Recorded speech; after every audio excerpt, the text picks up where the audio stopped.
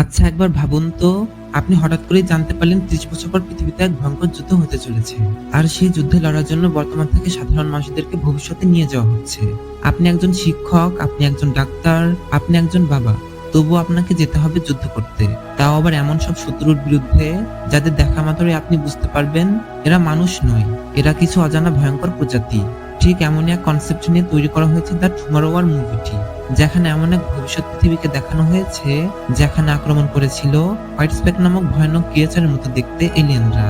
এই মুভিটি শুধু একটি মুভি নয়, এখানে সময়, পরিবার, আত্মত্যাগ আর মানবজাতির অস্তিত্ব টিকে রাখা লড়াইকে খুবই সুন্দরভাবে ফুটিয়ে তোলা হয়েছে। এই মুভির ভিতরে শুধু সায়েন্স ফিকশনই নয়, রয়েছে ইমোশন, প্যারাডক্স এবং এমন সব প্রশ্ন যা হয়তো আপনাকে আপনার অস্তিত্ব নিয়ে ভাবিয়ে তুলবে। তাহলে চলুন ঘুরে আসি অসাধারণ এক ভবিষ্যৎ পৃথিবীর গল্প থেকে। তো গল্পটি শুরু হয় ভবিষ্যৎ পৃথিবীতে, যেখানে আমরা কিছু লোকজনদেরকে দেখতে পাই যারা আকাশ থেকে নিচে পড়ছিল। তাদের মধ্যে কিছু লোক একটি বিল্ডিং এর ছাদে থাকা সুইমিং পুলে এসে পড়ে। এরপর তারা সুইমিং পুল থেকে উপরে উঠে আসার চেষ্টা করছিল। তো তাদের মধ্যে আমরা একজন লোককে দেখতে পাই যার নাম হলো ডেন ফরেস্টার। তো এরপর সিন চলে আসে 28 বছর আগে, যেখানে আমরা একটি শহরকে দেখতে পাই। সময়টা ছিল ডিসেম্বর 2022। সেখানে একটা লোক তার বসের সাথে তার চাকরির ব্যাপারে ফোনে কথা বলছিল। ইনি হলেন সেই ডেন ফরেস্টার। সে বর্তমানে একটি স্কুলের বায়োলজির শিক্ষক। তো এরপর আমরা একটি বাড়ির ভেতর কিছু লোকজনদেরকে পার্টি করতে দেখতে পাই। এটা আসলে ডেনদেরই বাসা, যেখানে ক্রিসমাস উপলক্ষে পার্টি চলছিল। ডেন বাসায় ঢুকে তার মেয়ে মিউরি ফরেস্টারকে ডাকছিল। মিউরি আসলে ডেন তাকে বলে, আমার কিছু কাজ আছে, তুমি এগুলোকে কিচেনে রেখে দাও তো। মিউরি সেগুলোকে রাখতে চাই। ডেনরা সবাই মিলে গল্প করছিল, আর টিভিতে তখন ফুটবল ম্যাচ চলছিল। তখন ডেনের ওয়াইফ এমি এসে ডেনকে ডেকে নিয়ে যায়। ডেন তাকে বলে, দেখো কল হোল্ডে আছে, আর বসের সাথে কথা বলতে হবে। এমি বলে, এখনই? ডেন বলে, হ্যাঁ, কসম খেয়ে বলছি। এমি বলে, একটা ঘুষি মেরে তোমার সুন্দর চেহারা খারাপ করে দেব। ডেন বলে, দেখো এটা অনেক জরুরি, আর একটা সত্যিকারের ল্যাবে কাজ করাই তো আমার স্বপ্ন। কিন্তু এমি বলে, আর মিউরির স্বপ্ন তুমি ওর সাথে বসে ম্যাচ দেখো, সেই ছোটবেলা থেকে। ডেন তার মেয়ের সাথে দুষ্টুমি করছিল। ডেন বলে, আমি কথা দিচ্ছি ম্যাচ শেষ হওয়ার আগেই ফিরে আসবো। এমি তখন রাজি হয়। ডেন এমিকে একটা কার্ড দেখে সেটার ব্যাপারে জিজ্ঞেস করলে এমি বলে, ওটা মিউরিকে তোমার বাবা পাঠিয়েছে, এ ব্যাপারে পরে কথা বলি। ডেন আসলে তার বাবাকে পছন্দ করতো না। ডেন বলে, এই ব্যাপারে কোনো কথাই বলতে চাই না। কিন্তু এমি বলে, সে তার দাদু। ডেন বলে, কিন্তু সে যখন তার ছেলেকে ছেড়ে দিয়েছে, তখন সে তার নাতনির সাথে কথা বলার অধিকারও হারিয়ে ফেলেছে। এরপর ডেন এমিকে বিদায় জানিয়ে চলে যাচ্ছিল। যার সময় ডেন তার বসের সাথে কথা বলছিল। সে ডেনকে বলে, দেখো তুমি সব দিক দিয়ে পারফেক্ট, তবে তোমার প্রাইভেট সেক্টরে কাজ করার কোনো অভিজ্ঞতা নেই, তাই তোমার এই চাকরি হচ্ছে না। আমরা অন্য কাউকে পেয়ে গেছি, সে আমাদের জন্য একদম পারফেক্ট। এই বলে সে কল কেটে দেয়। ডেনের এখানে প্রচন্ড রাগ হচ্ছিল। সে রেগে তার সমস্ত কাগজপত্র ছুঁড়ে ফেলে দেয়। এরপর ডেন তার বাসায় ফিরে আসে। ডেন এসে তার মেয়ের পাশে বসে। এমিও তখন তাদের পাশে এসে বসে। ডেন তার পরিবারের সামনে নিজেকে স্বাভাবিক দেখানোর চেষ্টা করছিল। তো এরপর তারা সবাই মিলে টিভিতে ম্যাচ দেখতে থাকে। ম্যাচ দেখতে দেখতে তারা বাবা মা অনেক গল্প করছিল, আর এমি তাদের পাশে বসে তাদের গল্প শুনছিল। তো গল্প করতে করতে মিউরি তার বাবাকে বলে, সবকিছু ঠিক হয়ে যাবে বাবা। ডেন তার মেয়েকে চুমু দিয়ে বলে, যে কথা তোমার বাবার তোমাকে বলার কথা, সে কথা তুমি তোমার বাবাকে বলছো। তো ম্যাচের মধ্যে দেখা যায় ফুটবল একটা প্লেয়ারের সামনে চলে আসে, যার সামনে কেউই ছিল না। এজন্য সবাই ম্যাচ দেখার জন্য অনেক এক্সাইটেড হয়ে যায়। কিন্তু দেখা যায় যেখানে ম্যাচ চলছিল সেখানে সেই প্লেয়ারের সামনে হঠাৎ করে কিছু একটা জ্বলে ওঠে। দেখতে দেখতে সেখানে একটা পোর্টাল খুলে যায়, আর তার মধ্যে থেকে কয়েকজন সোলজাররা বেরিয়ে আসে। তাদেরকে দেখতে পেয়ে সবাই অনেক ভয় পেয়ে যায়। এরপর সেখান থেকে হার্ট নামের একটা মেয়ে বেরিয়ে আসে, আর সবাইকে শান্ত হতে বলে। হার্ট বলে, আমরা আপনাদের 30 বছর পরের ভবিষ্যৎ থেকে এসেছি। ভবিষ্যতে আমাদের অনেক বড় যুদ্ধ শুরু হয়েছে। আমাদের শত্রু কোনো মানুষ নয়, আর আমরা যুদ্ধে হেরে চলেছি। আগামী 11 মাসের মধ্যে পৃথিবী থেকে মানুষের অস্তিত্ব পুরোপুরিভাবে মুছে যাবে যদি আপনারা আমাদেরকে সাহায্য না করেন। আপনাদেরকে আমাদের প্রয়োজন। পৃথিবী থেকে মানুষের অস্তিত্ব বিলুপ্তির হাত থেকে বাঁচাতে চাইলে আপনাদেরকে আমাদের সাথে মিলে লড়তে হবে। আপনারাই আমাদের শেষ ভরসা। এরপর মুভি নাম লেখা ওঠে, আর 1 বছর সময় পার হয়ে যায়। এরপরে সংবাদে বলা হয়, 12 মাস আগে আমাদের এই ধারণা ছিল না যে সেই যুদ্ধ আমাদের সবকিছুকে এভাবে ধ্বংস করে দিবে। হাজারো সৈনিক, পুলিশ, সাধারণ মানুষদেরকে জাম্পলিংকের মাধ্যমে সেই যুদ্ধের জন্য পাঠানো হয়েছে। অনেক বাহিনী গঠন করা হয়েছে সেই যুদ্ধ থামানোর জন্য। এখন পর্যন্ত হাজার হাজার মানুষদেরকে সেই যুদ্ধে পাঠানো হলেও সেখান থেকে কেবল হাতে গোনা অল্প কিছু মানুষই ফেরত এসেছে। প্রত্যেকটি দেশ থেকে লোকজনদেরকে পাঠানো হচ্ছে। তবে এত মানুষ পাঠানোর পরও ভবিষ্যতে পৃথিবীতে 5 লাখেরও কম মানুষই বেঁচে আছে। লোকজন এখন প্রশ্ন তুলেছে, আসলে ভবিষ্যতে এমন কোনো কিছুর অস্তিত্ব আছে কিনা। পুরো পৃথিবীতে মানুষ এর বিরুদ্ধে আন্দোলন করছে। এতক্ষণ এই খবর ডেনদের টিভিতে চলছিল। আমরা ডেনকে খাটে শুয়ে থাকতে দেখতে পাই। তার মেয়ের আওয়াজে তার ঘুম ভাঙে। ডেন মিউরির কাছে গিয়ে দেখতে পাই মিউরি অসুস্থ হয়ে পড়েছে। ডেন তখন মিউরিকে কিছু প্রশ্ন করছিল আর মিউরি সেগুলোর উত্তর দিচ্ছিল। ডেন তখন তার মেয়েকে কোলে নেয় আর কোনোভাবে তাকে শান্ত করে। এর কিছুদিন পর ডেন তার স্কুলের স্টুডেন্টদের ক্লাস নিচ্ছিল। তবে ক্লাসে কারো মনোযোগী ছিল না। আসলে এতদিনে তাদের অনেক আত্মীয় স্বজনদেরকে ভবিষ্যতে পাঠিয়ে দেওয়া হয়েছে আর তারা জানতে পেরেছে পৃথিবী ধ্বংস হয়ে যাবে, তাই তারা এমন করছিল। তো তাদের মধ্যে আমরা মার্টিন নামের একটা ছেলেকে দেখতে পাই, যে অগ্নিগিরি সম্পর্কে অনেক দক্ষ ছিল। জেইডেন নামের একজন স্টুডেন্ট বলে সেই লোকগুলো নাকি তার আঙ্কেল এবং প্রতিবেশীদেরকে ধরে নিয়ে গেছে। ডেন তখন জেইডেনকে কোনোভাবে শান্ত করে। এরপর ডেন তার ফোন চেক করে ওয়ার্নিং দেখতে পায়, যেটা তাকে মিশনে পাঠানোর জন্য দেওয়া হয়েছে। অর্থাৎ তাকে এবার মিশনে যেতে হবে। বাহিরের লোকজন এই ভবিষ্যৎ মিশনের বিরুদ্ধে আন্দোলন করছিল। এরপর আমরা ডেনকে একটা রুমের মধ্যে দেখতে পাই। দুজন মেয়ে তাকে কিছু প্রশ্ন করছিল আর ডেন সেগুলোর উত্তর দিচ্ছিল। তো এরপর ডেনকে একটা সিটে বসতে বলা হয় আর তার শার্ট খুলে ফেলতে বলা হয়। ডেন তাদেরকে এই ব্যাপারে জিজ্ঞেস করলে তারা বলে শুধু একটা টেস্ট করা লাগবে। ডেন তখন তাদের কথা মতো সেই সিটে বসে। একটা মেয়ে জিজ্ঞেস করে, আপনার কি ছেলে মেয়ে আছে মিস্টার ফরেস্টার? ডেন বলে তার শুধুমাত্র একটা মেয়ে আছে। অন্য মেয়েটি বলে এখানে তার মেয়ের বার্থ সার্টিফিকেটটা নেই। ডেন বলে সে জানতো না যে তাদের সেটারও প্রয়োজন হবে। সেই মেয়েটি বলে ওটা জরুরি তো না, কিন্তু যদি লড়তে গিয়ে আপনি মারা যান তাহলে আপনার পরিবারকে $1,00,000 দেওয়া হবে। এজন্য সব সঠিক তথ্য দিন। এরপর ডেনের হাতে একটি মেশিনের ভিতর ঢুকিয়ে দেওয়া হয়। সবকিছু চেক করার পর সেই মেয়েটি তাকে বলে আপনাকে এই কাজের জন্য সিলেক্ট করা হয়েছে। ডেন বলে মানে? মেয়েটি তখন বলে আপনি আমাদের সকল টেস্টে উত্তীর্ণ হয়েছেন। এতে লেখা আছে 11:23 ইস্টার্ন টাইম, অক্টোবর 13, 2030 আপনি মারা যাবেন। ডেন বলে মানে আমি 7 বছরের মধ্যে মারা যাব? আমি কিভাবে মারা যাব? সেই মেয়েটি বলে সেটা আপনাকে জানানো যাবে না। আসলে এখানে বিভিন্ন পরীক্ষার মাধ্যমে লোকজনদেরকে সিলেক্ট করা হয়। যারা কয়েক বছরের মধ্যে মারা যাবে তাদেরকে ভবিষ্যতে পাঠানো হয়, কারণ তারা তো কয়েক বছরের মধ্যে এমনিতেই মারা যাবে। তাই তারা মারা যাওয়ার আগে পৃথিবীর জন্য কিছু করে যাক। তো এরপর ডেনকে সেই যন্ত্রের সাহায্যে তার হাতে বিশেষ একটা ডিভাইস লাগিয়ে দেওয়া হয় আর তাকে বলা হয় আপনার হাতে যে ডিভাইসটি দেখছেন সেটা হলো জাম্প ব্যান্ড। এটা মিশনে আপনাকে জাম্প করতে সাহায্য করবে। এমনকি এটার সাহায্যে পৃথিবীর যে কোনো জায়গা থেকে আপনাকে ট্র্যাক করা যাবে। যদি মিশন ছাড়ার চেষ্টা করেন কিংবা জাম্প ব্যান্ড খোলার চেষ্টা করেন তাহলে আপনার জেল হতে পারে। আপনার কাছে 24 ঘন্টা সময় আছে, এরপরে আপনাকে মিশনে যেতে হবে। অর্থাৎ এখানে এক প্রকার জোর করে মিশনে পাঠানো হয়। তো এরপর ডেনকে তার কাগজপত্র দেওয়া হয়। সেই মেয়েটি বলে আপনি ইরাকের যুদ্ধে সেনার কমান্ডার ছিলেন তাই না? ডেন বলে হ্যাঁ, কিন্তু 12 বছর আগে। মেয়েটি বলে সেনায় আবার অংশ নেওয়ার জন্য আপনাকে ধন্যবাদ। এখানে আসলে সবাইকে 7 দিনের জন্য মিশনে পাঠানো হয় আর তারপর যারা বেঁচে থাকে তাদেরকে ফেরত আনা হয়। এমি ফেরত আসা কিছু লোকদের ইন্টারভিউ নিচ্ছিল। তাদেরকে দেখে অনুমান করা যাচ্ছিল যে তারা কতটা ভীত এবং মিশনে তাদের সাথে কত ভয়ঙ্কর ঘটনা ঘটেছে। তাদের মধ্যে একজন বলে সেই শব্দ আমার কানে এখনো ভাসছে। একটা এলিয়েন শুরু করে আর সবগুলো চিল্লাতে থাকে। দেখে এমন মনে হয় তারা কখনোই থামবে না, সবাইকে মেরে তবেই থামবে। এবার সেখানে ডেন আসে। এমি ডেনের হাতের জাম্বুটি থেকে বুঝতে পারে তাকে এবার মিশনে পাঠানোর জন্য সিলেক্ট করা হয়েছে।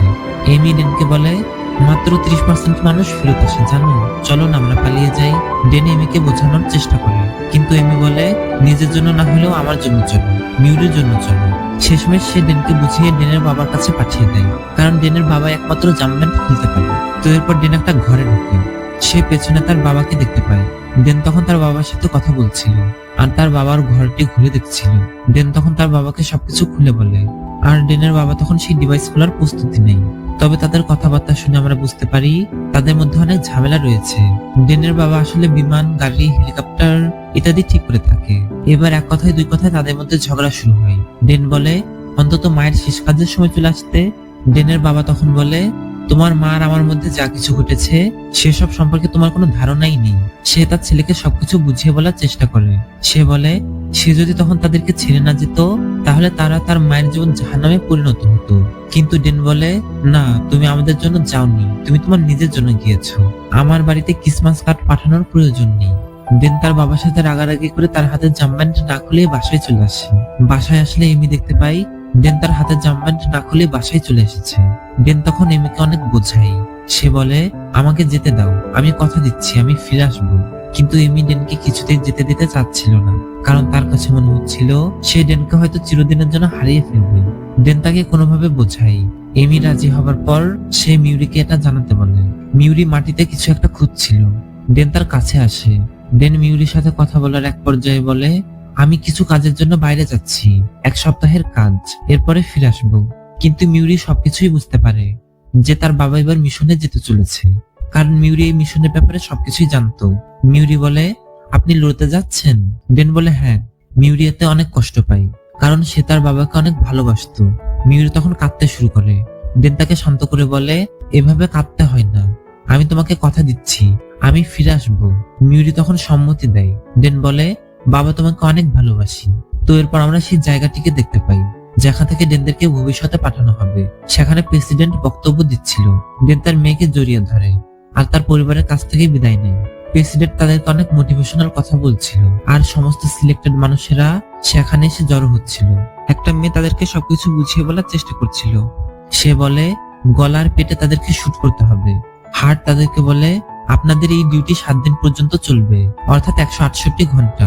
আর এভাবে আপনাদের পুরো ডিউটি শেষ হওয়ার পর আপনাদের হাতে জামিন থাকলে আমরা বুঝতে পারবো আপনারা বেঁচে আছেন, আর তখন আপনাদেরকে ফেরত আনা হবে। হার্ট তাদেরকে সবকিছু বুঝিয়ে বলার চেষ্টা করছিল। হার্ট বলে, আপনাদের মধ্যে বেশিরভাগ লোক ডি ফোর্সের সাথে যাবে, আর বাকিরা যাবে আর ফোর্সের সাথে।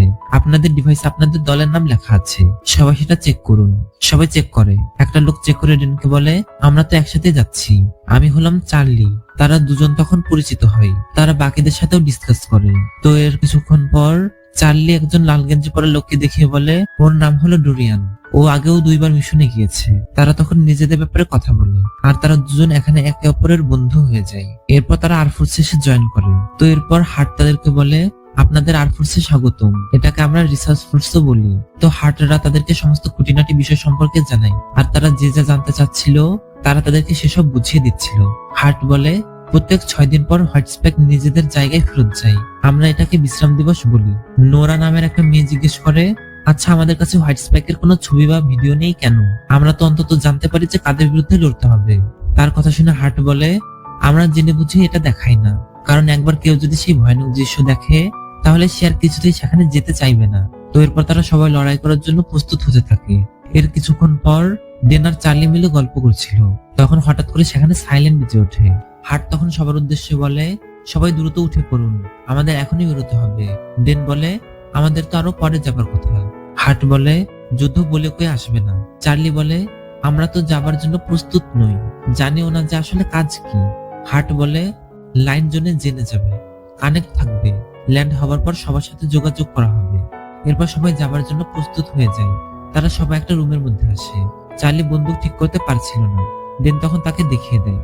এরপর সবাই নিজেদের জায়গায় দাঁড়িয়ে যায়। তারা তখন একে একে ভবিষ্যতে যেতে শুরু করে। ডেন এবং চার্লিও সবার সঙ্গে যেতে শুরু করে। কিন্তু তখনই মনিটরে একটা ওয়ার্নিং আসে। একটা লোক বলছিল কোনো সমস্যা হয়েছে। অন্যদিকে সবাই ভবিষ্যতে যেতে শুরু করে। ডেন সবকিছুই দেখছিল। কিছুক্ষণের মধ্যে তারা সেই ধ্বংসময় পৃথিবীতে এসে পৌঁছায়। সবাই আকাশ থেকে নিচে পড়ছিল। মুভির শুরুতে আমরা এই দৃশ্যটি দেখেছিলাম। সমস্যা হওয়ার কারণে তাদের ঠিকভাবে ল্যান্ডিং হয়নি, তাই তারা এভাবে পড়ছিল। নিচে পড়ে অনেকেই সেখানে মারা যায়। এরপর তারা সবাই মিলে সুইমিং পুল থেকে উপরে উঠে আসতে থাকে। ডেনও উঠে আসে। তবে একে তো তাদের ফোর্সের লোকজন কম ছিল, আবার উপর থেকে পড়ে মারা যাবার কারণে তারা সংখ্যা অনেক কমে গিয়েছিল। তারা সবাই তখন বিল্ডিং এর ছাদের এক পাশে দাঁড়িয়ে পৃথিবীর সেই ধ্বংসময় চেহারা দেখছিল। ডোরিয়ান বলে, সবাইকে মায়ামিতে স্বাগতম, এই জায়গার নাম হচ্ছে মায়ামি। তারা তখন দূরবীন দিয়ে নিচের পরিস্থিতি বুঝে ওঠার চেষ্টা করছিল। তো এরপর আমরা একজন কমান্ডারকে দেখতে পাই, যার নাম হলো কর্নেল ফরেস্টার। সে বলছিল, খোঁজ করো সেখানে কি হয়েছিল, রেডিওতে আমার কথা বলো। তারা তাদের কমিউনিকেশন সিস্টেম ঠিক করে। কর্নেল বলে, কেউ শুনতে পাচ্ছ? ডেন বলে, হ্যাঁ কমান্ড, আমরা শুনতে পাচ্ছি, অল্প কিছু লোকজনই বেঁচে আছি। কমান্ড বলে, আগে তোমার পরিচয় দাও। ডেন তখন বলে, আমি হলাম ডেন ফরেস্টার। কমান্ড তখন চেক করে বলে, ঠিক আছে ড্যান, শোনো, তুমি আগে একজন সোলজার ছিলে, তাই তোমার কাছ থেকে আমি কিছুই লুকাবো না। হোয়াইট স্প্যাক পুরো শহর দখল করে ফেলছে, এর জন্য পুরো শহরকেই উড়াতে হবে। বোমবারি আদেশ জারি হয়েছে, তুমি শুধু সঠিক সময় বলবে। আমার রিসার্চ টিম তোমার লোকেশনের কাছে একটা ল্যাবে বন্দী আছে, আর চারিদিকে শত্রুরা দাঁড়িয়ে আছে। তো তোমাদের রেস্কিউ মিশনে যেতে হবে, বুঝেছো? ডেন বলে হ্যাঁ বুঝেছি। সে তার সাথীদেরও সবকিছু বুঝিয়ে দেয়। তারা সবাই তখন তাদের গন্তব্যের দিকে রওনা হয়। চারিদিকের অবস্থা অনেক খারাপ ছিল। হোয়াইট স্পেক পুরো শহরকে প্রায় ধ্বংস করে দিয়েছিল। তারা খুবই সাবধানে জায়গাগুলো পার হচ্ছিল। দেন তাদের মধ্যে দুইজনকে আগে যেতে বলে, যাদের মধ্যে একজন ছিল নোরা আর একজনের নাম ছিল কোয়ান। তারা দুজন তখন সেখানে যায়। তারা খুবই সাবধানে জায়গাগুলো পার হচ্ছিল। দেন কমান্ডকে বলে, ওখানে কি কেউ বেঁচে আছে? কমান্ড বলে, হয়তো রিসার্চ টিম বেঁচে আছে, বাকিদের শহর ছাড়ার নির্দেশ দেওয়া হয়েছিল। তারা সবাই নিজেদের মধ্যে কথা বলতে বলতে সামনে এগিয়ে যাচ্ছিল। তারা অনেক ভয়ে ছিল, কারণ চারিদিকে সবকিছু হোয়াইট স্পাইকাররা ধ্বংস করে দিয়েছিল আর তারা যে কোনো সময় তাদের উপর আক্রমণ করতে পারে। তাদের কাছে মনে হচ্ছিল হোয়াইট স্পাইকাররা তাদেরকে দেখছে। রোমিও কমান্ড তাদের নির্দেশনা দিচ্ছিল। এরপর তারা সাবধানে রিসার্চ ল্যাবের ভিতরে ঢোকে। ল্যাবের অবস্থা অনেক খারাপ ছিল। তারা সেখানে কাটার মতো কিছু একটা দেখতে পায়। কমান্ড তাদের বলে, হোয়াইট স্পাইক দূর থেকে রক্তের গন্ধ টের পায়, এজন্য সবাই সাবধানে থেকো। এরপর ডেনদেরকে একটা লোক ডাক দেয়। তারা সেখানে গিয়ে দেখতে পায় রিসার্চ টিমের সবাইকে মেরে ঝুলিয়ে রাখা হয়েছে। ডেন এটা কমান্ডকে জানালে কমান্ড বলে, ডেন তোমাকে এখন বায়োলজিক্যাল ফ্রিজারের কাছে যেতে হবে। ওরা লাশ রেখে গেলে অবশ্যই ফিরে আসে, তোমার কাছে সময় নেই। এরপর তারা ল্যাবে যায়। কমান্ড তাদেরকে সমস্ত ডেটা এবং হার্ড ড্রাইভ নিয়ে নিতে বলে। বাইরে নোরা এবং কোয়ানকে পাহারা দেওয়ার জন্য রেখে আসে। ডেন ল্যাবে ঢুকে জিজ্ঞেস করে কি কি নিতে হবে। কমান্ড বলে, ল্যাব 2 থেকে নীল শিশির অ্যাম্পুলেস নিয়ে আসো। এরপর তারা ল্যাব 2 এ যায়। অন্যদিকে সোলজাররা তখন বম ফেলানোর জন্য প্রস্তুত হচ্ছিল। ডেন ল্যাব 2 থেকে অ্যাম্পুলেস আনতে যায়। কমান্ড বলে, ওখানে 12টা শিশি আছে, আমাদের সবগুলোই লাগবে। কমান্ড তাদেরকে দ্রুত সেখান থেকে বের হতে বলে। ডেন সেগুলো নিয়ে নেয়। ডেন অ্যাম্পুলেস একটা বাক্সে ঢোকায়। অন্যদিকে সোলজাররা বম ফেলানোর জন্য রওনা হয়। ডেন তার সাথীদেরকে বলে, যেগুলো প্রয়োজন ছিল সেগুলো পেয়ে গেছি, এখন এখান থেকে যেতে হবে। কমান্ড বলে, 3 মিনিটের মধ্যে বম ফেলানো হবে, আর আমি ওদেরকে থামাতে পারবো না, তাড়াতাড়ি ওখান থেকে বের হও। ডেনরা সবাই বের হয়। নোরা এবং কোয়ান বলে, ওদিক দিয়ে যাওয়া সম্ভব না। ডেন কমান্ডকে অন্য কোনো রাস্তা দেখাতে বলে। কমান্ড বলে, পিছনের লোডিং ডকের দিকে যাও, ওখানকার পিছনের সিঁড়ি দিয়ে। তারা সেদিকে যেতে থাকে। তারা লাইট দিয়ে দেখছিল সেখানে হোয়াইট স্পাইকার আছে কিনা। তারা সবাই ভয়ে ভয়ে নিচে নামতে থাকে এবং তারা উপরে কিছু একটা লক্ষ্য করে। তারা সেখানে লাইট দিয়ে একটা হোয়াইট স্পাইককে দেখতে পায়। তাদের মধ্যে একজনকে সে কাঁটা দিয়ে আঘাত করে। তারা সবাই মিলে তখন উপরে ফায়ার করে। এতে করে উপরে থাকা সমস্ত হোয়াইট স্পাইকাররা নিচে নামতে শুরু করে। তারা সবাই গুলি করতে করতে পালাচ্ছিল। হোয়াইট স্পাইক সবার উপরে আক্রমণ করে। ডেনরা সবাই গুলি করছিল, কিন্তু তাতে হোয়াইট স্পাইকদের কিছুই হচ্ছিল না। সবাই তাদের সাধ্যমতো হোয়াইট স্পাইকদের থামানোর চেষ্টা করছিল, তবে তারা কোনোভাবেই তাদের সাথে পেরে উঠছিল না। হোয়াইট স্পাইকরা তাদের কয়েকজন সঙ্গীকে আহত করে দেয়। তারা গুলি করতে করতে সেখান থেকে অন্য ফ্লোরে চলে যায়। একজন লোক দরজা আটকাতে গেলে হোয়াইট স্পাইক দরজাতে আঘাত করে দরজা ভেঙে ফেলে। ডেন পিছন ফিরে তাকে গুলি করে। হোয়াইট স্পাইক সেই লোকটাকে নিয়ে যায়। অন্য হোয়াইট স্পাইকটা তাদের পিছনে আসতে থাকে। গুলিতে তাদের কিছুই হচ্ছিল না। ডেন তখন তার পাশে থাকা কুড়াল বের করে নেয়। ডেন সেটা দিয়ে হোয়াইট স্পাইককে আঘাত করে। ডেনের সঙ্গীরা তখন তাকে সাহায্য করতে আসে। ডোরিয়ান হোয়াইট স্পাইকের গলায় গুলি করে তাকে মেরে ফেলে। ডোরিয়ান বলে, গলা আর পেটে গুলি করেই কেবল হোয়াইট স্পাইকদেরকে হারানো যায়। এরপর তারা সবাই পালাতে থাকে। বাহিরেও তখন হোয়াইট স্পাইকাররা ছিল। হোয়াইট স্পাইকাররা ডেনদের পিছু করছিল। কার্নাল তার লোকদের বলে, তাড়াতাড়ি সেখানে গাড়ি পাঠাও। গাড়িগুলো তখন ডেনদেরকে সাহায্য করার জন্য আসছিল।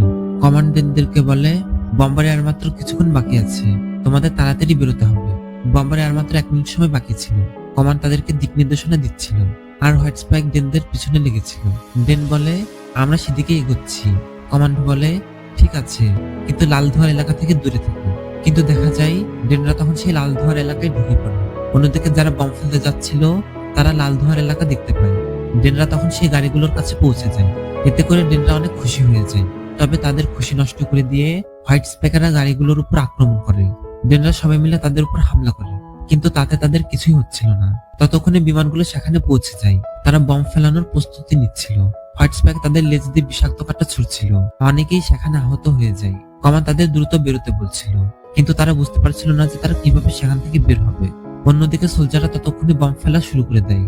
ডেনরা তখনও হোয়াইট স্পাইকদের সাথে লড়ছিল। সোলজাররা একে একে সব জায়গায় বম ফেলতে শুরু করে। বিমানের সোলজাররা কমান্ডকে বলে, আমরা পুরো শহর ধ্বংস করার জন্য প্রস্তুত, আমাদেরকে আদেশ দিন। কমান্ড ডেনদেরকে বলে, এখনই বের হও ওখান থেকে। তারা বলে, সেই চেষ্টাই তো করে যাচ্ছি। হোয়াইট স্পাইকার ডেনদের পিছু করছিল। একটা লোক কমান্ডকে বলে, ওরা বেরোতে পারবে না। কমান্ড বলে, ডেন তুমি কি বের হয়েছো? হোয়াইট স্পাইক তখন নোরা এবং কোয়ানকে কাঁটা দিয়ে আঘাত করে। নোরা এবং কোয়ান তখন তাদেরকে রেখে বাকিদেরকে চলে যেতে বলে। যদিও তারা তাদেরকে ছেড়ে চলে যেতে চাচ্ছিল না, কিন্তু তাদের কাছে আর কোনো রাস্তা না থাকায় তারা সেখান থেকে চলে যেতে থাকে। আর নোরা এবং কোয়ান নিজেদের জীবন দিয়ে লড়তে থাকে। এরপর সোলজাররা সব জায়গায় বোম ফেলে দেয়, পুরো শহর একেবারে ধ্বংস হয়ে যায়। এরপরে ডেন চোখ খুলে একটা ক্যাম্পে। ডেন তার পাশে চার্লিকে দেখতে পায়। তারা দুজন তখন বাইরে বের হয়। তারা ডোরিয়ানের কাছে যায়। তারা বাকিদের কথা জানতে চাইলে ডোরিয়ান বলে, তারা তো তোমাদের সামনেই আছে। আসলে এই যুদ্ধে তারা তিনজন ছাড়া বাকি সবাই মারা গেছে। ডোরিয়ান বলে, তোমার বন্ধুদের বাঁচানোর বদলে আমাদের সেখান থেকে পালানো উচিত ছিল। ডেন ডোরিয়ানকে সান্ত্বনা দেয়। ডোরিয়ান বলে, তুমি আস্তে আস্তে বুঝে যাবে, আমরা যাই করি না কেন কোনো লাভ নেই। ডেন বলে, লাভ না থাকলে কেন এসেছো? তাও আবার তৃতীয়বার। ডোরিয়ান বলে, আমার ক্যান্সার হয়েছে, 6 মাসের মধ্যে মরে যাব। ভাবলাম আমি আমার জীবন ওইভাবে শেষ করব যেভাবে আমি চাই। ঘরে বসে মরার চেয়ে ভালো যুদ্ধে শহীদ হওয়া। ডেন তখন তাকে আর কিছুই বলতে পারে না। একজন লোক ডেনকে বলে, ডেন ফরেস্টার, কার্নাল আপনার সাথে দেখা করতে চাই, আপনাদেরকে আবারও সেখানে পাঠানো হবে। চার্লি তখন যেতে চাচ্ছিল না। ডেন তখন তাকে বোঝায়। এরপর ডেন কার্নালের কাছে যায়। চার্লি বলে, হ্যাঁ আমি ওদের সাথে লড়তে পারি। ডোরিয়ান বলে, আরে তুই আবার কি লড়বি? চার্লি বলে, আরো মজা উড়াও, তুমি মজা উড়াবে আর আমি ওদেরকে উড়াবো। ডেন কার্নালের কাছে গিয়ে বলে, আপনি কি রোমিও কমান্ড? আমি ডেন ফরেস্টার। কার্নাল বলে, নীল শীর্ষে আনার জন্য আপনাকে ধন্যবাদ। ডেন বলে, ওটা তো আমার করণীয় ছিল। ডেন আর কার্নাল কথা বলছিল, তখন একটা মেয়ে এসে কার্নাল ফরেস্টার বলে ডাক দেয়। ডেন বলে, আমি কার্নাল নই। মেয়েটি বলে, আপনাকে নই, ওসব রেডি আছে কার্নাল। কার্নাল তাকে ধন্যবাদ জানায়। ডেন বলে, কার্নাল ফরেস্টার, অদ্ভুত ব্যাপার তো, আপনি কোথা থেকে এসেছেন? কার্নাল বলে, যেখান থেকে আপনি এসেছেন সেখান থেকে। ডেন তখন অনেক অবাক হয়। তবে সে তখন বুঝতে পারে যে এই মেয়েটি আর কেউ নয়, বরং এটা হচ্ছে তার মেয়ে মিউরি ফরেস্টার, যে ভবিষ্যতে এত বড় হয়ে গেছে। তো গল্পটি বোঝার সুবিধার্থে আমরা এখন থেকে মিউরিকে মিউরি বলে ডাকবো। ডেন বলে, তুমি আমার মিউরি ফরেস্টার? সে বলে, হ্যাঁ আমি মিউরি ফরেস্টার। ডেন বলে, তুমি অনেক? মিউরি জিজ্ঞেস করে বলে, বড় হয়ে গেছি। ডেন বলে, হ্যাঁ মানে তোমাকে অনেক সুন্দর লাগছে। লাস্টবার যখন তোমাকে দেখেছিলাম না, তখন তুমি অনেক ছোট ছিলে। ডেন মিউরির কাছে আসতে গেলে মিউরি তাকে থামিয়ে দেয়, বলে আমি এখনই আসছি। এ বলে সে সরে যায়। ডেন মিউরির কাছে যায়। মিউরি তখন ডেনকে জানায় সেই এয়ারফোর্সকে বানিয়েছে, সে হলো মেন রিসার্চার।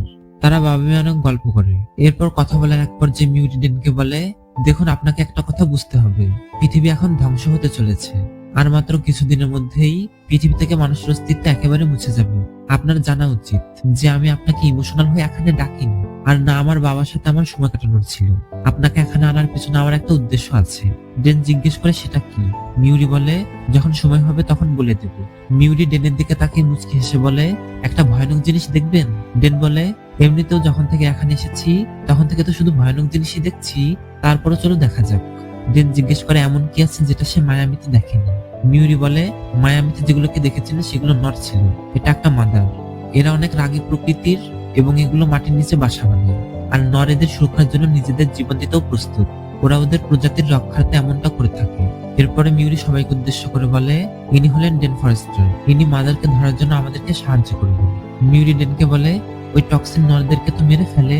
যখন আমাদের টিম ওদের বাসা ভাঙতে যায় তখন নরদের লাশের সাথে জ্যান্ত মাদারকে পাওয়া গেছে। ডেন বলে, মানে মাদার টক্সিনের হাত থেকে বেঁচে গেছে? আর তুমি জানতে চাচ্ছ যে সে কেন মারা যায়নি? মিউরি বলে, যাতে জানতে পারি সে কিভাবে মরবে। এরপর তারা মাদারকে ধরার জন্য প্রস্তুত হয়। তারা মাদারের শরীরের উপর গবেষণা করে দেখতে চাচ্ছিল যে তাদেরকে আসলে কিভাবে শেষ করা যাবে। মিউরি বলে, এটাই আমাদের শেষ আশা। ডেন বলে, কেমন শেষ আশা? মিউরি বলে, এমন কোন রাস্তা খুঁজে বের করা যার মাধ্যমে ওদের সবাইকে একসাথে শেষ করা যাবে। এরপর তারা মাদারকে ধরার জন্য রওনা হয়। তারা হেলিকপ্টারে করে যাচ্ছিল আর নিচে হোয়াইট স্পাইকাররা ছিল। মিউরি ডেনকে বলছিল কিভাবে হোয়াইট স্পাইক একে একে পুরো পৃথিবীতে ছড়িয়ে পড়েছে। মিউরি বলে, ওরা ক্ষুধার্ত আর আমরা ওদের খাবার। ডেন মিউরিকে বলে, যখন ওরা জামব্যান্ড লাগিয়েছিল তখন বলেছিল আমি নাকি 7 বছরের মধ্যে মারা যাব। মিউরি বলে, শেষবার আমি আপনাকে আপনার মৃত্যুর দিনই দেখেছিলাম, দেখে এমন মনে হচ্ছে যেন কোনো ভূত দেখছি। ডেন জানতে চাই কি হয়েছিল। মিউরি বলে, কি হয়েছিল মানে আপনি কিভাবে মারা গিয়েছিলেন? ডেন বলে, না, আমি মারা যাবার আগে কি হয়েছিল। আমার কি হয়েছিল? তোমার মায়ের কি হয়েছিল? মিউরি বলে, আমরা কম কথা বললেই হয়তো ভালো হবে। এরপর তারা পৌঁছে যায় মাদারকে ধরার সেই জায়গায়। সেই গর্তের ভেতর মাদার ছিল। সোলজাররা তাকে আটকে রাখার চেষ্টা করছিল, কিন্তু মাদার হঠাৎ করে বেরিয়ে এসে তাদের উপর আক্রমণ করে। সে একজন সোলজারকে মেরে ফেলে। মিউরি তখন ডেনকে হেলিকপ্টারে থাকতে বলে নিচে চলে যায় তাদেরকে সাহায্য করার জন্য। সোলজাররা মাদারের সাথে লড়ছিল, কিন্তু তারা কোনোভাবে মাদারকে ঠেকাতে পারছিল না। মিউরি তখন বন্দুক তাক করে সবার উদ্দেশ্যে বলে, সবাই প্রস্তুত হও, আমি ওকে রাগাতে যাচ্ছি। মিউরি মাদারের লেজে গুলি করে। মাদার তখন তার দিকে তীর আসতে থাকে। সে মিউরিকে ছুঁড়ে ফেলে দেয়। সোলজাররা তাকে আটকানোর চেষ্টা করছিল, কিন্তু তারা পারছিল না। মাদার মিউরিকে মেরে ফেলার চেষ্টা করছিল, তাই মিউরি বিপদে পড়ে যায়। অন্যদিকে আশপাশ থেকে হোয়াইট স্পাইকাররা সিদ্দিক আসছিল মাদারকে বাঁচানোর জন্য। ডেন তখন রিয়েলাইজ করে তার হয়তো সেখানে যাওয়া উচিত। সে একটা নরকে মেরে নিচে চলে যায়। মাদার মিউরিকে প্রায় ধরেই ফেলেছিল। ডেন তখন রশি দিয়ে তাকে আটকানোর চেষ্টা করে। তারা সবাই মিলে তাকে কোনোভাবে সামলিয়ে খাঁচার ভিতর ঢুকাতে সক্ষম হয়। এরপর তার মাদারকে হেলিকপ্টারে করে নিয়ে যাওয়ার চেষ্টা করে। অন্যদিকে হোয়াইট স্পাইকার মাদারকে বাঁচাতে তাদের দিকে ঝাঁপিয়ে পড়ে। অন্য হেলিকপ্টারটি তাদেরকে আটকায়। পিছন থেকে হাজার হাজার হোয়াইট স্পাইক তাদের দিকে আসতে থাকে। হোয়াইট স্পাইকাররা সেই হেলিকপ্টারটিকে ধ্বংস করে দেয়।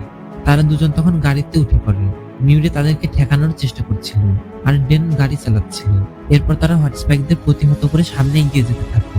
কিছু সময় পর তারা হোয়াইট স্পাইকদের পিছু ছাড়িয়ে একটি নিরাপদ জায়গাতে আসতে সক্ষম হয়। তারা সমুদ্রের পাড়ে আসে। মিউরি গাড়ি থেকে নেমে আকাশে একটা গুলি করে এবং ডেনকে বলে, আপনি আপনার জীবন বিপদে ফেলে দিয়েছিলেন। আপনাকে তো বেরোতে নিষেধ করেছিলাম। আপনার বেঁচে থাকাটা জরুরি। ডেন বলে, আমি তো শুধু সাহায্য করছিলাম। ও আমার মেয়েকে খেয়ে ফেলবে, আর আমি কি তাকে তাকে দেখবো? দুঃখিত, আমি তোমার বাবা। এরপর মিউরি বলে, আমি সবসময় আপনার মতোই হতে চাইতাম, হুবহু আপনার মতো। বাকিদের কথা তো জানি না, কিন্তু আপনার উপর আমার বিশ্বাস ছিল। ডেন বলে, তুমি সেই সময়ের কথা বলছো যে সময় আমি কাটাইও নি। তুমি কাটিয়েছো, তো বলো আমাকে কি হয়েছিল। মিউরি বলে, আপনি আমাদেরকে ছেড়ে চলে গিয়েছিলেন। ডেন তো এটা বিশ্বাসই করতে পারছিল না। মিউরি বলে, মা তো মরতে বসেছিল, সেও আপনাকে আমার মতোই বিশ্বাস করতো। কিন্তু ডেন বলে, অন্তত তোমাকে ছেড়ে যেতে পারতাম না। মিউরি বলে, আমারও এটাই মনে হতো। মিউরির চোখ দুটো ছলছল করছিল। মিউরি বলে, আমার বয়স যখন 12 তখন আপনারা দুজন আলাদা হয়েছিলেন, আর আমাকে আপনি বলেছিলেন সবকিছু ঠিক হয়ে যাবে। আর আমার বয়স যখন 14 তখন আপনি মাকে ছেড়ে দিলেন, তারপর আমাকেও, কারণ আপনি আপনার জীবন নিয়ে কখনো খুশিই ছিলেন না। আর যখন আমার বয়স 16, মিউরি নিজেকে আর কন্ট্রোল করতে পারছিল না। মিউরি বলে, হসপিটাল থেকে একটা কল আসলো, আপনার গাড়ির সাথে অ্যাক্সিডেন্ট হয়েছিল। আমি ওখানে আইসিইউতে দাঁড়িয়ে আপনাকে দেখছিলাম। আপনার শেষ কম্পনটা মনিটরে শুনলাম। আমি ওখানেই দাঁড়িয়েছিলাম যখন সব ডক্টররা আসলো আর আমাকে সরিয়ে দিল। আমার চোখের সামনে ওরা আপনাকে বারবার শব্দে জাগাচ্ছিল।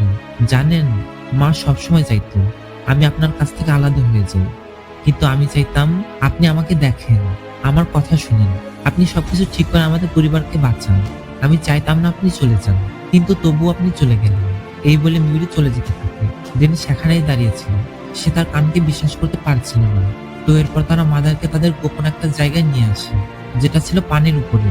মাদারকে হেলিকপ্টার থেকে নামানো হয়। পরদিন সকালে ডেনের ঘুম ভাঙলে সে তার মেয়ের কাছে আসে। মিউরি বলে, আমাকে সাহায্য করবেন?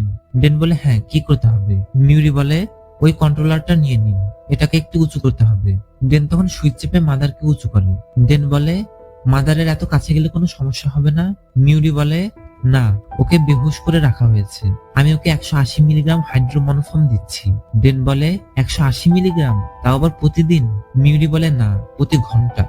মাদার নয়দের থেকে বেশি আলাদা তো না, টক্সিনের উপর কাজ করে, তবে এর শরীর টক্সিনের মোকাবিলা করতে এক্সপার্ট। ডেন বলে, মানে তুমি জানতে চাচ্ছ ও কিভাবে টক্সিনের মোকাবিলা করছে, যাতে তুমি এর এনজাইম বানিয়ে কি নিউট্রালাইজ করতে পারো? মিউরি বলে, তারপর আমরা সবগুলোকে মারতে পারবো। ডেন বলে, বুদ্ধিটা কিন্তু চমৎকার। মিউরি বলে, শুধু জানতে হবে যে টক্সিনকে কোন জিনিস আটকাচ্ছে। হাজারের মধ্যে যে কোনো কারণ হতে পারে। আমাদের জ্যাক্রো স্যাম্পল নিয়ে হাজারো টেস্ট করতে হবে। ভাগ্য সাথে থাকলে কালকে সকালের মধ্যে আমরা উপযুক্ত টক্সিন বানিয়ে ফেলতে পারবো। তো এরপর মিউরি বলে, দেখা যাক ভাগ্য আমাদের কতটুকু সাথে থাকে। একসাথে হাজারো টেস্ট চলছে। ডেন বলে, অবশ্যই হবে মিউরি, আমরাই জিতবো, তুমি পৃথিবীকে বাঁচাবে। কিন্তু দেখা যায় 37% বন্ড হয়েছে। যদিও এটা বেশি শক্তিশালী বন্ড ছিল না, তবে প্রথম টেস্ট হিসেবে সন্তোষজনক ছিল। তারা তখন আরো টেস্ট করতে থাকে, তবে তারা কোনোভাবেই উপযুক্ত টক্সিন বের করতে পারছিল না। তারা গল্প করতে করতে টেস্ট করছিল, তখন মাদার কিছুটা নড়ে ওঠে। এরপর মিউরি বলে, কাল হচ্ছে ওদের আরাম করার দিন। ডেন চেক করে বলে, আর আমার চলে যাবার দিন। কিন্তু ডেন যেন যেতেই চাচ্ছিল না, সে তার মেয়ের সাথেই থাকতে চাচ্ছিল। ডেন চলে যাবে বলে মিউরির মন খারাপ হয়ে যায়।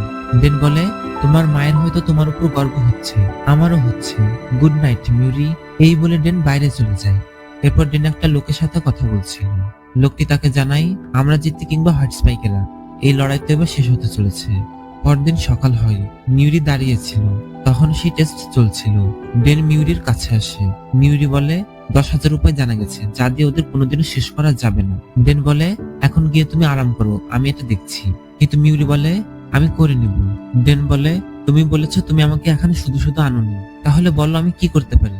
মিউরি বলে, তাহলে শুনুন, টক্সিন কমপ্লিট হলে সেটা নিয়ে ফিরে যাবেন। আমরা আর এটা বানাতে পারবো না, কারণ আমাদের হাতে সময় অনেক কম। আপনাদের দুনিয়াতে এটা খুব সহজেই বানিয়ে ফেলতে পারবেন, আর এই যুদ্ধ শুরু হওয়ার আগেই আপনি চাইলে এই যুদ্ধ থামাতে পারবেন। ডেন বলে, মিউরি তুমি আমার কাছে এটা কি চাচ্ছ? আমি এটা নিয়ে গিয়ে নিজের ভবিষ্যৎ বাঁচাবো আর তোমাকে এখানে মরার জন্য রেখে যাব? মিউরি বলে, ঠিক বলেছো, আমি জানি আমি কি চাচ্ছি। ডেন বলে, অন্য কোনো রাস্তা নিশ্চয় আছে। মিউরি বলে, বিশ্বাস করেন, অনেক ভাবার পরও কোনো রাস্তা খুঁজে বের করতে পারিনি। আপনাকে বলছি কারণ আপনি ছাড়া এই কাজ কেউ করবে না। ডেন বলে, তাহলে আমি কেন? মিউরি বলে, কারণ আপনি আমার বাবা, আর আপনার থেকে বেশি ভরসা আমি আর কাউকে করতে পারি না। ডেন বলে, ঠিক আছে, তবে জেনে রাখো, আমি তোমাকে বাঁচাতে ফিরে আসবো। আমরা দুজন মিলে পৃথিবীকে বাঁচাবো। তবে তখন দেখা যায় 100% বন্ড তৈরি হয়ে গেছে। ডেন সেই শিশিটি মিউরিকে খুঁজে দেয়, কিন্তু ততক্ষণে মাদার জেগে যায়। মিউরি ডেনের কাছ থেকে শিশিটা নেয়। মাদার তখন চিৎকার করে ওঠে। তারা তাদের কান চেপে ধরে। অন্যদিকে মাদারকে বাঁচানোর জন্য হোয়াইট স্পাইকাররা তাদের সুরক্ষা দেয়াল ভেদ করে এদিকে আসতে থাকে। সবাই ছোটাছুটি করছিল। ডেনরা মনিটরে সিগন্যাল দেখতে পায়। হোয়াইট স্পাইকাররা পানি সাঁতরে দেয়াল বেয়ে ভিতরে আসার চেষ্টা করছিল। সোলজাররা তাদেরকে গুলি করে ঠেকানোর চেষ্টা করছিল। মিউরি বলে, আপনার এখান থেকে বের হওয়া জরুরি। ডেন বলে, আমি কি মেরে ফেলি? মিউরি বলে, না, এতটুকুই টক্সিন আছে, আমরা এটা নষ্ট করতে পারবো না, তাড়াতাড়ি চলুন। মিউরি ডেনকে বলে, আমি যা বলি, যখন বলি, যেভাবে বলি আপনাকে করতে হবে। এখন আপনি মিশনে আছেন, আমার আপনাকে সুরক্ষিত রাখতে হবে। কথা দিন এটা নিয়ে ফিরে যাবেন। ডেন কথা দেয়। সে বলে, কিন্তু তুমি? মিউরি বলে, আমাদেরকে হেলিকপ্টার নিয়ে বেরোতে হবে, আপনি চাইলে লাফ দিতে পারেন। হোয়াইট স্পাইকাররা ভিতরে ঢুকে পড়েছিল। সবাই তাদেরকে ঠেকানোর চেষ্টা করছিল। মিউরি সবাইকে উদ্দেশ্য করে বলে, টক্সিন তৈরি হয়ে গেছে, হেলিকপ্টার রেডি রাখো, আমি পৌঁছে গেছি। বাইরে তখন হাজার হাজার হোয়াইট স্পাইক ছিল। পাইলট তখন মিউরিকে বলে, ওরা সবকিছু ধ্বংস করে ফেলেছে, এখন শুধু ইঞ্জিন রুমের হেলিপোর্টেই হেলিকপ্টার পাবেন। ডেনরা তখন সেদিকে যেতে থাকে। মিউরি সবাইকে নির্দেশনা দেয়। হোয়াইট স্পাইকাররা ল্যাবে ঢুকে মাদারকে মুক্ত করে দেয়। মিউরিরা এগিয়ে যেতে থাকে। বাইরের অবস্থা অনেক খারাপ ছিল। ডেনরা ইঞ্জিন রুমে পৌঁছে যায়। ডেন তখন মিউরিকে থামিয়ে দেয়, কারণ সেখানে মাদার ছিল। তারা তখন পেছনে আসে, তাই মাদার তাদেরকে দেখতে পায় না। হোয়াইট স্পাইকাররা ডেনদেরকেই খুঁজছিল। ডেনরা অন্য পাশে আসে। মিউরি তখন দেখতে পায় সেখানেও হোয়াইট স্পাইকাররা চলে এসেছে। তারা দুজনই তখন আতঙ্কিত ছিল, আর হোয়াইট স্পাইকাররা তাদেরকে ঘিরে ফেলেছিল। ডেন তখন মিউরিকে ইশারা করে, আর তারা দুজনই তখন হোয়াইট স্পাইকদের মোকাবিলা করার চেষ্টা করে। হোয়াইট স্পাইকাররা তাদের পিছু করছিল। তারা কোনো মতে হোয়াইট স্পাইকদের ফাঁকি দিয়ে অন্য পাশে চলে যায়। হেলিকপ্টার কিছুটা দূরেই ছিল। তারা সেই জায়গাটা পার হতে গেলে মাদার মিউরিকে কাঁটা দিয়ে আঘাত করে। ডেন মাদারকে গুলি করলে মাদার চলে যায়। এরপর ডেন মিউরির কাছে যায়। মিউরি সেই কাঁটা বের করে। এরপর ডেন মিউরিকে নিয়ে সামনে এগোতে থাকে। হোয়াইট স্পাইকার তখন সেই হেলিকপ্টারের উপর আক্রমণ করে। সোলজাররা হোয়াইট স্পাইকদের থামানোর চেষ্টা করছিল। ডেন মিউরিকে অন্য পাশে নিয়ে যেতে থাকে। তখন চারপাশে সবকিছু ধ্বংস হতে শুরু করে। ডেন মিউরিকে নিয়ে একটা জায়গায় থামে। ডেন মিউরিকে তার সাথে সামনে এগিয়ে যেতে বলে। মিউরি তখন ব্যথায় চিৎকার করে ওঠে। তার অনেক রক্তক্ষরণ হচ্ছিল। মিউরি বলে, আমাকে মাফ করে দাও বাবা, আমার অনেক বড় ভুল হয়ে গেছে, আমি তোমাকে অনেক কষ্ট দিয়ে ফেলেছি, আমার এটা করা একদম উচিত হয়নি। ডেন বলে, কোনো ব্যাপার না মিউরি। মিউরি বলে, আপনার ভালোবাসা ফিরে পেয়ে ভালো লেগেছিল বাবা, আপনি তো আমাকে এভাবেই চাইতেন তাই না? ডেন বলে, আমরা হার মানতে পারি না, যেভাবেই হোক আমাদেরকে এখান থেকে বেরোতে হবে। ডেনের 168 ঘন্টা পূর্ণ হতে আর মাত্র কয়েক মিনিট বাকি ছিল। তারা দুজনেই অনেক কাঁদছিল। মিউরি ডেনের হাতে টক্সিনের শিশিটা দেয়। ডেন বলে, আমি তোমাকে নিয়েই যাব। মিউরি বলে, আপনাকে যেতে হবে বাবা, যুদ্ধটাকে থামাতে হবে, কোনোভাবেই যুদ্ধটাকে শুরু হতে দিও না বাবা। ডেন তার কথায় সম্মতি দেয়। মিউরি শেষবারের মতো বলে, আই লাভ ইউ ড্যাড। এটা শুনে ডেনের চোখে অশ্রু চলে আসে। ততক্ষণে সেখানে আবার মাদার চলে আসে। সে মিউরিকে টেনে নিয়ে যেতে থাকে। ডেন তখন তাড়াতাড়ি গিয়ে মিউরির হাত ধরে ফেলে। ডেন তখন মিউরিকে তার হাত শক্ত করে ধরে থাকতে বলে, কিন্তু কিছুক্ষণ পর মিউরি ডেনের হাত ছেড়ে দেয়। নিচে হাজার হাজার হোয়াইট স্পাইক ছিল। ডেন মিউরিকে বাঁচানোর জন্য লাফ দেয়, কিন্তু ডেন সহ যারা বেঁচে ছিল তারা সবাই এক্সপোর্ট হয়ে বর্তমানে ফিরে আসে। আসলে যেসব সোলজারদেরকে জাম্পলিংকের মাধ্যমে ভবিষ্যৎ আনা হয়, তাদেরকে বর্তমানে ফেরত যেতে হলে তাদেরকে 168 ঘন্টা পূর্ণ হওয়ার কয়েক সেকেন্ড আগে উঁচু কোনো জায়গা থেকে জাম্প করতে হয়, এবং তখন তাদেরকে জাম্প ব্যান্ডের সাহায্যে ফেরত আনা হয়।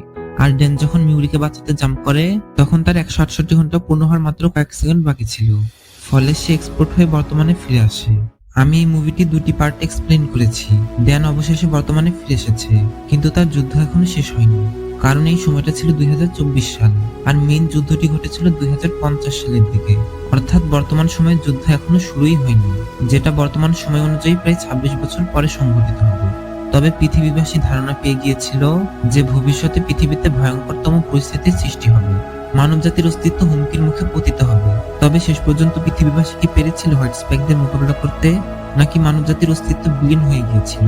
আর ড্যান লাইভা কি ব্যবস্থা নিয়েছিল পৃথিবীকে বাঁচানোর জন্য, সেটি আমরা এই মুভির পার্ট 2 তে দেখব। দ্য টুমরো ওয়ার মুভিটির পার্ট 1 আপনাদের কাছে কেমন লেগেছে, আর আপনারা এই মুভিটির পার্ট 2 চাচ্ছেন কিনা সেটা আমাকে কমেন্ট করে জানাতে পারেন। আর সেই সাথে আপনারা চাইলে ভিডিওটিতে লাইক করে চ্যানেলটিকে সাবস্ক্রাইব করে রাখতে পারেন। তো আজ এই পর্যন্তই। সবাই ভালো থাকবেন, সুস্থ থাকবেন। আল্লাহ হাফেজ।